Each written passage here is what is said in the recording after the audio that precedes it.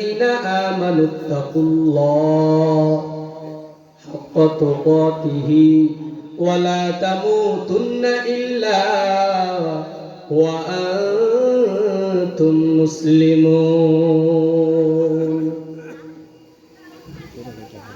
পবিত্র কোরআনের মধ্যে বলেন মাওলা যে তোমরা আমাকে বেশি বেশি ভয় করো, মুসলিম হয়ে দুনিয়া থেকে বিদায় করিও না, মুসলিম না হয়ে তোমরা অন্ধকার কবরে যাইও না। ইয়া আইয়ুহাল্লাযীনা আমানুত্তাকুল্লাহা হাক্কা তুকাতিহি ওয়া লা তামুতুন্না ইল্লা ওয়া আনতুম মুসলিমুন। যেমনই ভাবে ভয় করার দরকার ঠিক তেমনই ভাবে ভয় করো। এই দুনিয়ার মধ্যে থাকি আমরা আল্লাহকে ভয় করতে পারি না, এই দুনিয়ার মধ্যে থাকি আমরা আল্লাহ রাসূলকে ভয় করতে পারি না। আল্লাহর ভয় যদি থাকতো জীবনে কোনোদিন নামাজ ছাড়তাম না, আল্লাহর ভয় যদি থাকতো জীবনে কোনোদিন রোজা ছাড়তাম না, আল্লাহর ভয় যদি থাকতো জীবনে কোনোদিন যাকাত ছাড়তাম না। এই দুনিয়ার মধ্যে চলাফেরার ক্ষেত্রে আমরা আল্লাহকে ভয় করতে পারি না, রাসূলকে ভয় করতে পারি না। যতক্ষণ পর্যন্ত আল্লাহকে ভয় না করিয়া চলবেন ততক্ষণ পর্যন্ত আপনার জন্য জান্নাত অবধারিত হবে না। ঠিক তেমনই ভাবে আল্লাহকে ভয় করার দরকার। আমরা যদি আল্লাহকে ভয় যদি না থাকতো তাহলে আমরা নামাজও পড়তাম না। আল্লাহকে ভয় করে আমরা নামাজ পড়ি, রোজা রাখি, আমল করি, রাসূলের সুন্নাহ মানি, অথচ আমরা আল্লাহকে ভয় করি না। লা ইয়াদখুলুল জান্নাতা জাসাদুন গুযিয়া বিল হারাম। হারাম ভক্ষণকারী কোনদিন জান্নাতে প্রবেশ করিবে না। আমরা চলাফেরার ক্ষেত্রে কতই না হারাম খাই, জানি যেটা হারাম, এরপর আমরা গ্রহণ করি। এই হারামটাকে যেন আপনি গ্রহণ করছেন, আপনি যখন এই হারামটা আপনি যখন খাইছেন, আপনি তো জানেন যে হারাম খাইলে জান্নাত আপনার জন্য থাকবে না, হারাম খাইলে আপনার জন্য জান্নাত থাকবে না, বরঞ্চ এই হারামের খাওয়ার পরে আপনার কপাল জাহান্নাম ছাড়া আর কিছুই লেখা থাকবে না।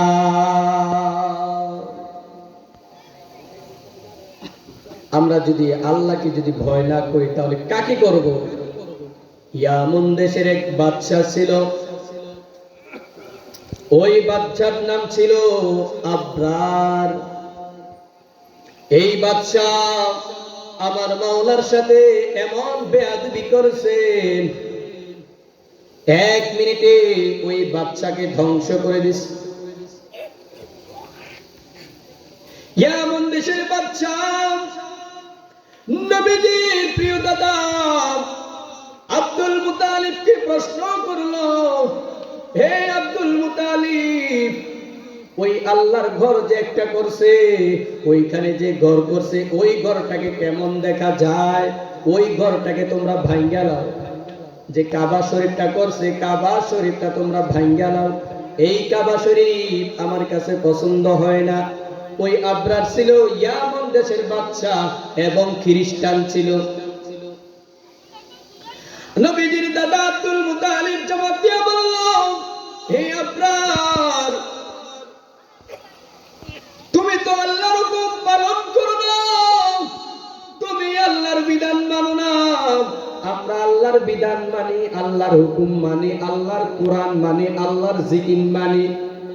আমাদের বিশ্বাস যে মৃত্যুর পর আমরা একদিন না একদিন জান্নাতে যাব। আবরার জবাব দিয়ে বলল, হে আব্দুল মুতালিব, এই ঘরটা আমার কাছে পছন্দ হয় না। এই ঘরটাকে তোমরা ভাঙ্গা নাও। আব্দুল মুতালিব জবাব দিয়া বলল, না আবরার, এটা ভাঙবো না।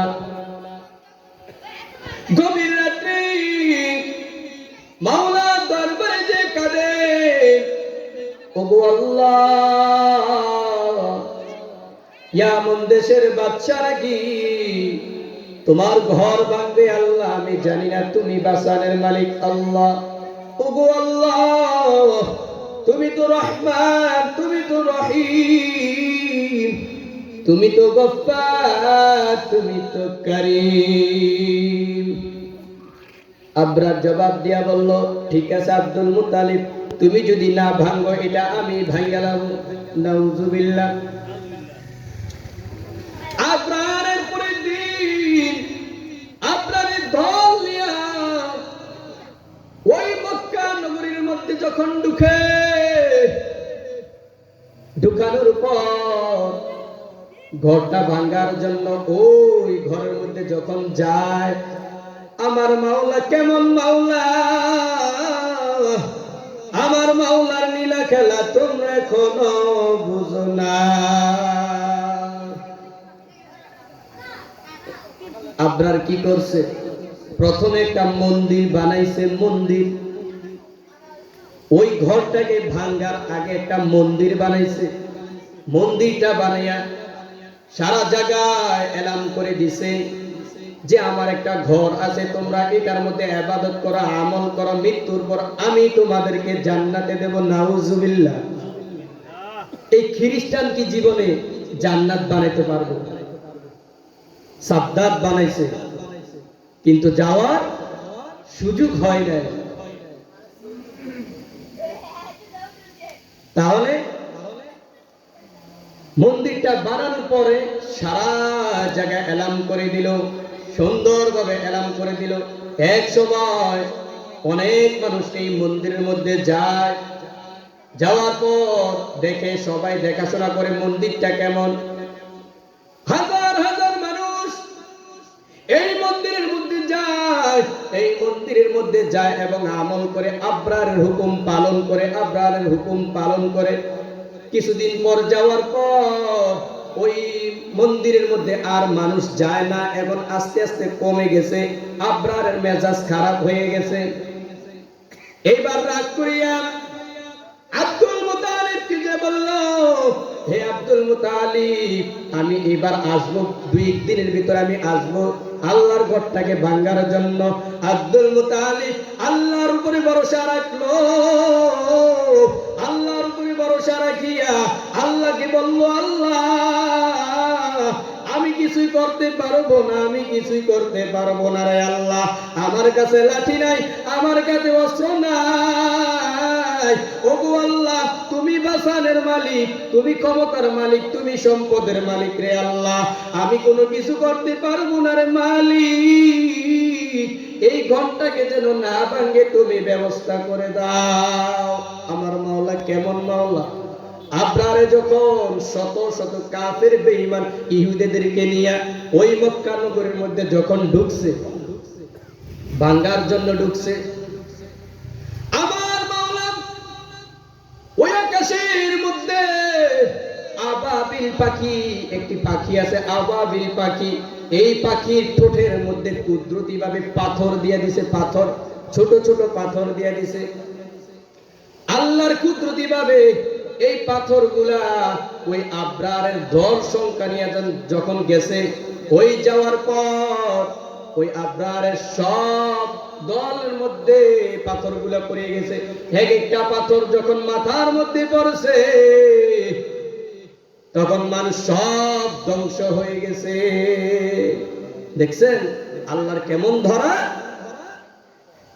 অথচ আমরা আল্লাহকে ভয় করতে পারি না, রাসূলকে বিশ্বাস করতে পারি না। তাহলে আমরা কি নিয়ে এত অহংকার করি? কি নিয়ে অহংকার করি? এই গত কয়েকদিন আগে বাউল একটা শিল্পী আছে এবং আল্লাহ কিনে অনেক কটূক্তি করছে, শেষ পর্যন্ত গণমানুষের এমন ধোলা খাইছে, একবারে জীবনে শিক্ষা দিয়ে চাইলে দিচ্ছে। তাহলে আমরা কোন দিক দিয়ে আমরা বড়াই করি? কিসের বড়াই করি? আমরা কিসের বড়াই করি? গত কয়েকদিন আগে আবারও কিশোরগঞ্জের ফজলুর রহমান আমার রাসূলকে নিয়ে কটূক্তি করছে। হ্যাঁ, নিজে বলছে শরিয়া আইন বিশ্বাস করে না উনি। তাহলে তুমি কিসের মন্ত্রী হইলা, কিসের এমপি হইলা? তুমি শরিয়াত আইন বিশ্বাস করো না, তুমি অথচ কোরআন হাদিসের তোমার কোনো জ্ঞান নাই, এরপর তুমি বলো শরিয়াত আইন বিশ্বাস করি না। আর তুমি তো সূরা ফাতিহার অর্থ জানো না, তুমি তো সূরা আলহামদুলিল্লাহ সূরাটা পড়তে পারবা না, তুমি সূরা ইখলাস পড়তে পারবা না, তুমি কিভাবে তাকবীরটা তুমি এটা পারবা না, তুমি শরিয়াত আইন বিশ্বাস কি করবা? তুমি কি মানবা? তুমি কি বুঝবা? বুঝার কোন লাইন আছে? তুমি তো কিছু বুঝবা না।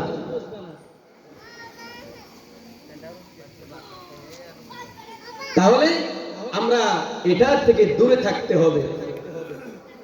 والذين يؤذون المؤمنين والمؤمنات بغير ما اكتسبوا فقد احتملوا بهتانا وإثما مبينا। মুমিনদেরকে কষ্ট দেওয়া যাবে না, কথার দ্বারা কষ্ট দেওয়া যাবে না, হাতের দ্বারা কষ্ট দেওয়া যাবে না, পায়ের দ্বারা কষ্ট দেওয়া যাবে না, অন্তরের দ্বারা কষ্ট দেওয়া যাবে না। আল্লাহ তাআলা পবিত্র কোরআনের মধ্যে ইরশাদ করেছেন, ওয়াল্লাযীনা ইউযুনাল মুমিনিনা ওয়াল মুমিনাতি বিগাইরি মাকতাসাবু ফাকাদ ইহতামালু বুহতানাও ওয়া ইসমাম মুবিনা। যারা বিনা অপরাধ মুমিন মুসলমানদেরকে কষ্ট দেয়, আমি আল্লাহ হাসরের ময়দানে ওই বান্দাদেরকে কষ্ট দিয়া জাহান্নামের মধ্যে দিয়া দিব। আমরা আয়াত দ্বারা শুনলাম, আয়াত দ্বারাই বুঝলাম মানুষের মনে কষ্ট দেওয়া যাবে না, মানুষের মনে কষ্ট দেওয়া যাবে না। এইবার বুঝলাম যে মুমিন কারা? যারা 5 ওয়াক্ত নামাজ করে, আমল করে, আল্লাহর হুকুম পালন করে, রাসূলকে বিশ্বাস করে, আল্লাহকে বিশ্বাস করে, সব সময় জিকির করেন, সব সময় নামাজ পড়ে, 5 ওয়াক্ত নামাজ পড়ে, মানুষের সাথে বেয়াদবি করে না, আল্লাহর সাথে বেয়াদবি করে না, মানুষের সাথে খারাপ আচরণ করে না, এলাকার মানুষের সাথে খারাপ আচরণ করে না, সব সময় বিশ্বাস রাখে, আল্লাহর উপর ভরসা রাখে, 5 ওয়াক্ত নামাজ পড়ে, তাকে প্রকৃত মুমিন বলা হয়। এই মুমিনদেরকে যদি কষ্ট দেয়, হাসরের ময়দানে ওই বান্দা তোমাকে আমার মাওলা কষ্ট দেবে। दुनिया में हो दुनिया का तलबगार नहीं हो, दुनिया में हो दुनिया का तलबगार नहीं हो, बाजार से गुजर गुरी कार नहीं हो, बाजार से गुजर गुरी कार नहीं हो। मकबूल तो है शाहजहां काबिल तो बहुत है, मकबूल तो है शाहजहां काबिल तो बहुत है, आईना के मानंदे तो नहीं दिल तो बहुत है, आईना के मानंदे तो नहीं दिल तो बहुत है। दुनिया में हो दुनिया का तलबगार नहीं हो, दुनिया में हो दुनिया का तलबगार नहीं हो, बाजार से गुजर गुरी कार नहीं हो, बाजार से गुजर गुरी कार नहीं हो। খারাপ লাগে? খারাপ লাগে? তাহলে এই বেহেশতের বাগানে আমরা আসতে পারি না, সুযোগ হয় না। কেন হয় না? ওই যে শয়তান ধোঁকা দিতেই থাকে। আফসোস, এখানে যদি একটা নাচ গান হইতো, দেখতেন কেমন মানুষ হইল, মহিলারা পর্যন্ত এই নাচ গানের মধ্যে অংশগ্রহণ করে। আর অথচ আমরা এই বেহেশতের বাগানে আসতে পারি না, বসতে পারি না। কি দুঃখ কপাল নিয়ে আমরা দুনিয়ার মধ্যে বসবাস করি।